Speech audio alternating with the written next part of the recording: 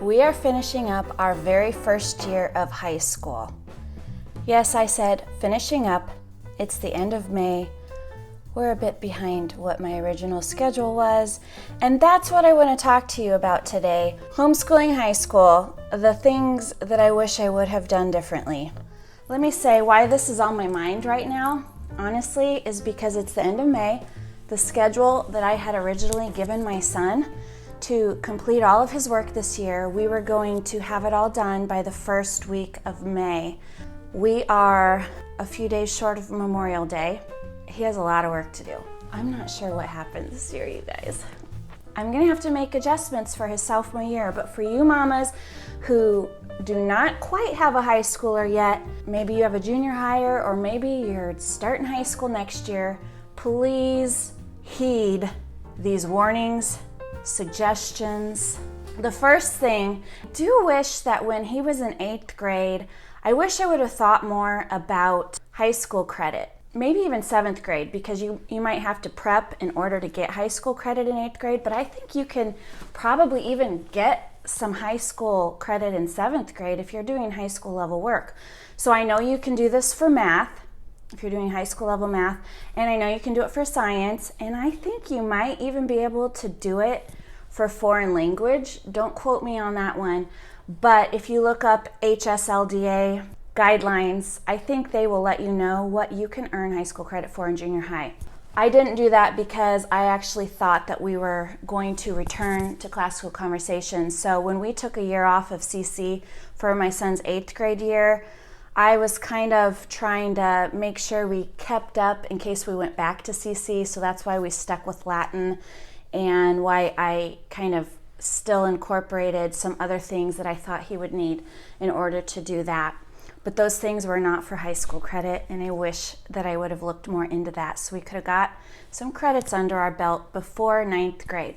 So the next thing that I wish that I would have done earlier, I'm feeling a little bit anxious right now. I've done several videos on homeschool mom burnout and what that feels like, and I'm feeling a little bit of a different burnout right now, and it has to do with anxiety. I am so far behind on so many things regarding high school. So if you are preparing a student or you're getting ready, mom, please listen to me. As you're doing your research for your high school transcript, there are several things that you need to keep in mind when creating a transcript. Now, not every college is going to require you to have descriptions for the courses that you're taking, but it's probably a good idea for you to have all of that stuff written down so that you're not overwhelmed like I am, because I did not do that. I was told by some other veteran homeschool moms, oh, you can create that when you need it. I just don't operate that way because procrastination causes me anxiety. I like to be on top of things. So if you are like that, create your course descriptions as soon as you pick out your high school curriculum. Just get it done. You're going to have 4 years of this. 4 years of creating some course descriptions. Another thing that I kind of started to do last year, but I didn't really fully do and I didn't fully document, was how I'm going to assess a grade. The courses that we chose, for example, Compass Classroom History, there's an online teacher teaching him, but I'm doing the grading. How is he getting an overall grade for the course? Am I doing 50% of his grade is whether or not he did the assignments, maybe 25% is his tests, and maybe the other 25% is his special projects that he does. So like, how are you gonna figure out a grade? I haven't done that yet. There's a lot of stuff that goes into creating a transcript. Last year when I went to the Illinois Homeschool Convention, I attended a workshop by HSLDA on how to create a transcript, and they just went through so many things that you might not even think of, because they went through common mistakes even that parents make when putting a transcript together. That is just one of the things right now causing me a little bit of anxiety, is that I don't have that started. So that's what I'm working on right now. Another thing that you need to do as you go, specifically if your child is planning on attending college, a lot of colleges are asking for a resume of some sort about their extracurricular activities. Now, I used to write these resumes professionally before I decided to quit and do the YouTube thing. One thing you definitely need to do, whether you do a fancy resume like I did, or whether you do a work resume, or just keeping track of your child's activities for their college application, is you need to keep writing down their things like extracurricular clubs, music lessons that they may take, any sort of fine arts, like if they're a part of a co-op that maybe does plays, or even homeschool co-ops can have bands or choirs and stuff. Your church might have a choir or some sort of worship team that your student is a part of. Any employment that they have, volunteer hours. Now, volunteer hours there may be things that you don't think of again.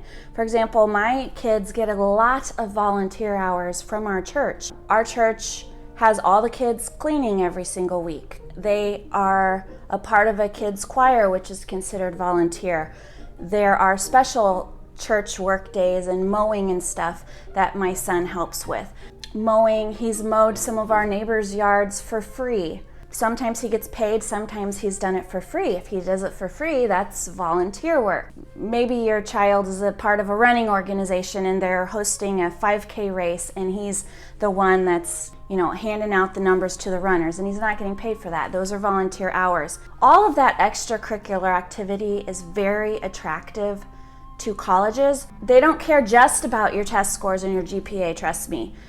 Because if that's all you've got and you did nothing else, then how do they know what all you can really handle? Is that all you can handle is school, or can you handle school and an array of other things? Of all the resumes that I ever created, I'm not joking when I tell you the most impressive resumes were the ones that had a ton of extra stuff on them.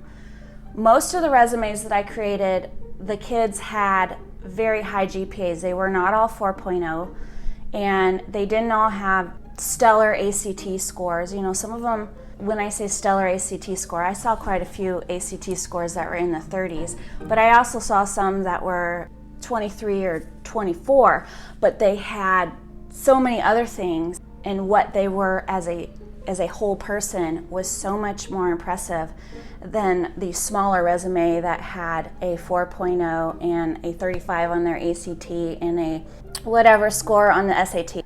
You may not remember all of those little activities that your student has participated in by the time they're a junior or senior and they're starting to do their college visits. So think about all of that extra stuff and start writing it down now to keep track of it. The volunteer hours is the one that there's more to track than you may think. Okay, the other thing to note is I didn't realize this when I was planning out what courses my son was going to need to do. I did a video already on how I was prepping for high school, so check out this video here because there's a lot of good information there. But as I was kind of mapping out what he might do over the next 4 years, one thing that I had looked up from our state's requirements for graduation, I didn't realize what the state requires for public high school is different from what they may require for private school.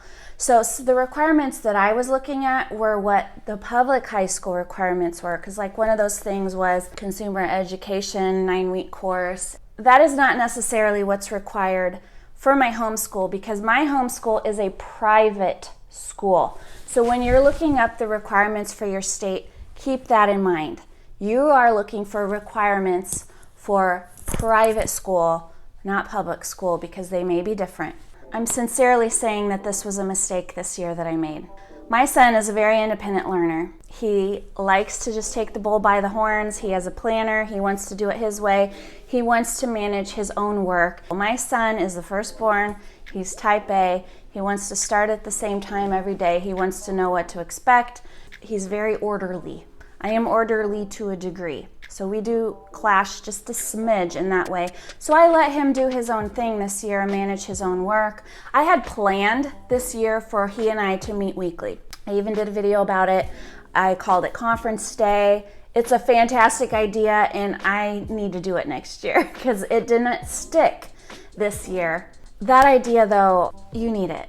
I'm telling you, I wish that I would have stuck to it. The reason that I didn't is because we were a part of a co-op that took away one day every other week. And so the week that we did co-op, I didn't feel like I could meet with my son on that Friday and discuss what he was doing, because he needed that time to catch up on all this work. High school is a lot more work.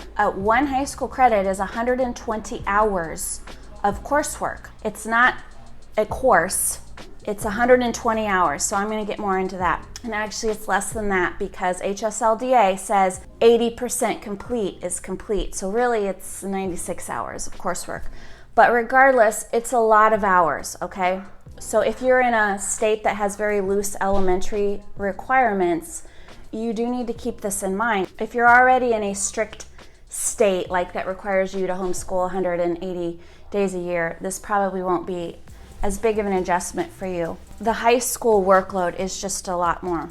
The days that we had co-op, I didn't want to take his Friday away to meet with me because he lost more than half of a day doing his core work for the co-op, which was elective work. And then the week that we didn't have the co-op, he needed that Friday to do his co-op assignments. I was trying to be gracious and just give him his time to do his work the way that he wanted to, but it ended up backfiring on me, because even though I was checking in on him, I had a meeting with him like right before Christmas, and he was kind of on track with where my schedule was. I don't know what happened after Christmas, you guys. It's like it all fell apart for him. He just started getting really behind, and he said that it was due to one of the special projects he had for history, which that is coming up, one of my reviews of the Compass Classroom history that we did, because that course in particular was a lot of work. It was very good, it was very thorough, but it was a lot of work. And actually, so was the Good and the Beautiful, a lot of work. So I was trying to allow my son freedom to manage his workload, and he ended up falling behind himself. And because I wasn't, this is my next point, keep up on the grading. I fell behind on the grading, and I am like so overwhelmed right now with the amount of grading of all of his work that I have to do in order to get his transcript up to date. So if you had that weekly meeting with your child, you would, one, be able to set deadlines. That's another one of my lesson learned. I'm going to set harder deadlines for him. Like, instead of letting him manage his work and just turn it into me when it's done, I'm going to be more on top of his stuff and say, you have to turn it in at this time or you're going to get docked this much. See, I wasn't clear with him about the expectations in terms of, if you're late, this is how much you're going to get off of your grade. And the thing with homeschoolers also in grades, I don't know if you have this problem. Comment below if your homeschooler is kind of like this. But we started homeschooling when my son was in 3rd grade. And so what does grades mean to him? We're not in a state where you had to create a portfolio where I was required to grade. So like, he knew things that we needed to work on. I made him redo things, but I never gave him a grade like A, B, C. So he's not motivated in that way. So that's a challenge with homeschoolers. I had to figure out how to motivate him with the grades. And if you don't turn your stuff in by a certain deadline, this is going to be the consequence. Because in real life, if you have a job and you don't get your job done by your deadline, you might, get a poor performance rating, or you might get doxed some pay or something. There's some real life consequence. You might get fired from the job, right? So that's one thing I'm going to be way better about, which is why I bought the planner right here, so that I can keep on top of my homeschool deadlines better, especially for high school. So next year, I'm hoping to check in with him more. With that weekly check-in, I am going to be stricter with myself about grading on a weekly basis and making sure deadlines are clear with my high schooler. Okay, so having said that, being clear about expectations, I do want to say this. If you've never homeschooled high school before and you're feeling a bit overwhelmed, like you don't know what to expect, it is going to be a lot more work. You do need to allow your child to have more independence. There are higher expectations, but you still need to give your child some grace, because they are still learning things on their own. Other students are in a classroom where they're being taught, they're being spoon-fed really, exactly. They're being spoon-fed what they need to know and just regurgitate it onto a test. Your child is learning independently. They're figuring out how to dig into problems and find solutions on their own. They are going to be encountering new things. For example, this was the first year that my son ever did a research paper. I'm talking, we need to go find sources, you need to properly cite the sources, a term paper, how to gather sources, but be very specific about what you're going to take notes on. So you have to think ahead, what's your kind of rough outline for this term paper? Because otherwise you'll get overwhelmed with the amount of information. All of that was very, very new to him. And that's what he is saying why he is a little bit behind right now, because he spent so much time trying to figure out how to write this research paper and how to go through this whole process. I have compassion for him. We've never done that before. I handed him some resources on how to write a research paper, but I didn't sit with him for an hour every single day and say, here's how you do this, here's how you do this. Maybe I should have. I also think a lot of times learning, it's best to learn by kind of stumbling through something first, and then the next time he does it, he will know all the things that he wants to change. It's kind of like us being a homeschool mom, right? First year, being a high school homeschooling mom, I've stumbled through it, and I will know better for next year what I want to change. But I had to give him grace because that was part of his history course. It was one of those larger projects, and it did take a lot of time for him. I gave him extra time, and then I also said, the fourth project that this curriculum has you do, we're not going to do it. Like, you have done more than enough. You don't need to do it.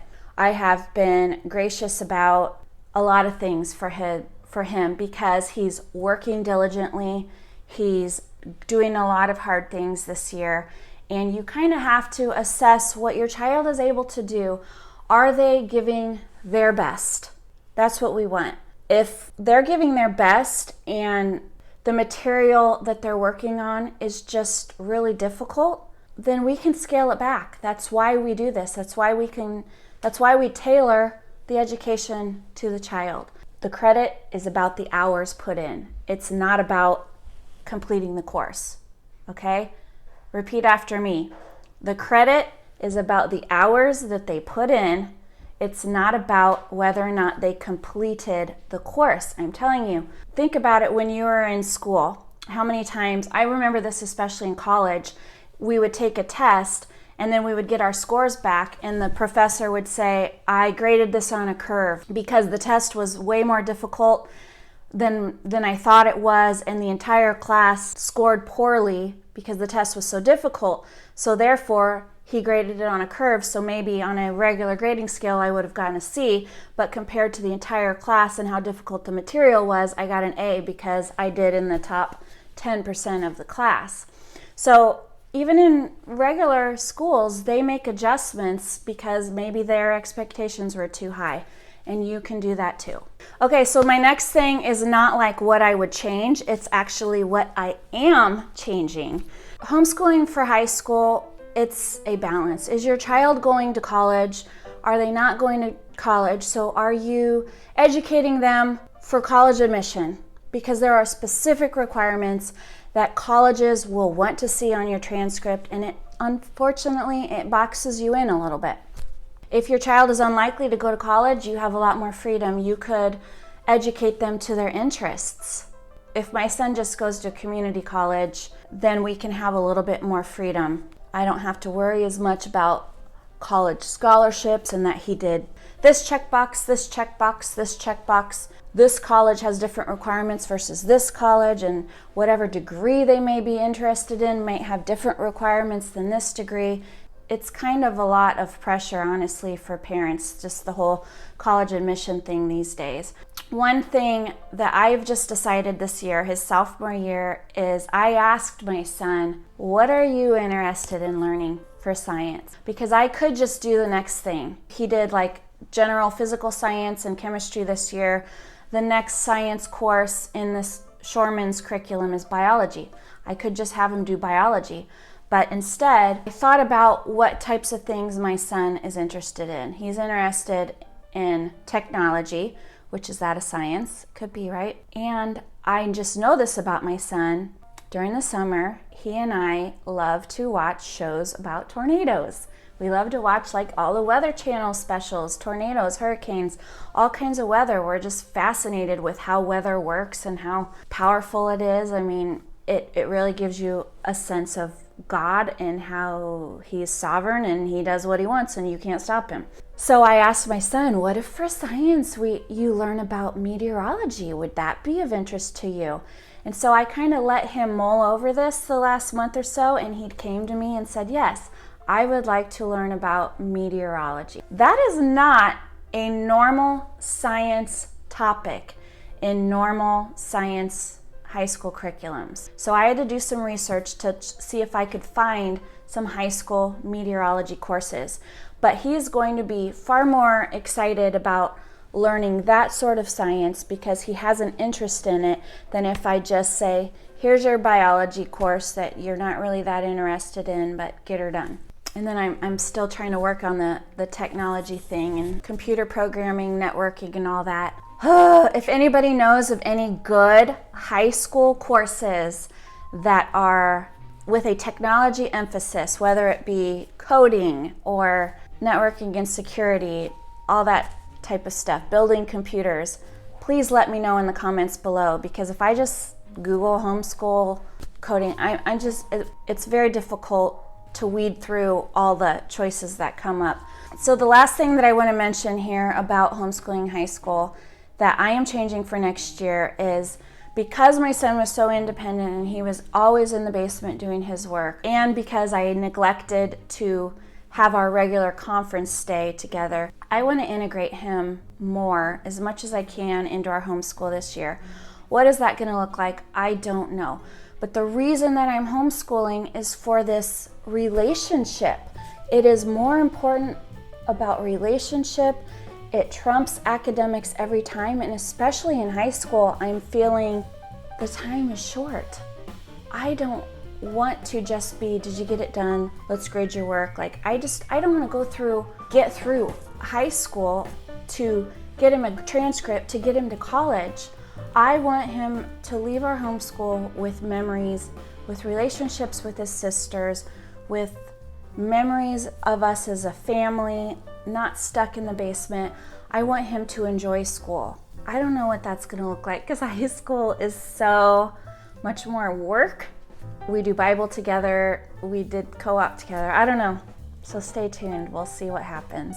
For more information about planning for your high school, check out this video here. And if you're interested in the homeschool planner that I ordered to help me keep track of all the deadlines, check out this video here, the Plum Paper Planner. It's customizable.